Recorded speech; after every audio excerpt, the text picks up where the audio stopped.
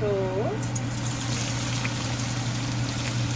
First onions కొద్దిగా fry అయినాక అప్పుడు మనము మిరపకాయలు వేద్దాము.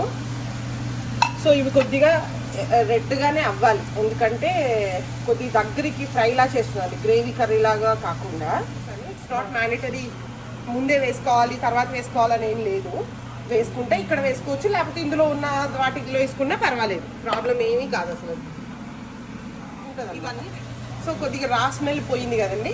ఇప్పుడు మనం ఇందాక మ్యారినేట్ చేసి పెట్టుకున్న షింప్ని యాజ్ ఇట్ ఈస్గా వేసేయాలి.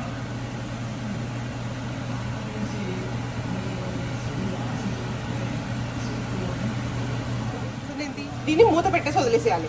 ష్రింప్ ఉడికిపోవాలి ఇప్పుడు బాగా ఈ నీళ్ళల్లో. ఇప్పుడు ష్రింప్ అంతా చూస్తారు మీరు, కలర్ మారి కొద్దిగా గట్టిగా అయిపోతుంది కదా. సో ఇప్పుడు మనం ఒక్కసారి అటు ఇటు కలుపుకుంటాం. సో ష్రింప్కి ఫిష్ అదే సీగా అగైన్ ఇదంతా దగ్గర కలుపుకోవడానికి ఉపయోగపడేటట్టే వేస్తున్నా కాబట్టి అందుకే ఏ మసాలాలు వేయట్లేదు. చాలా వరకు నాన్ వెజ్లో తక్కువ మసాలాలు వాడడానికి నేను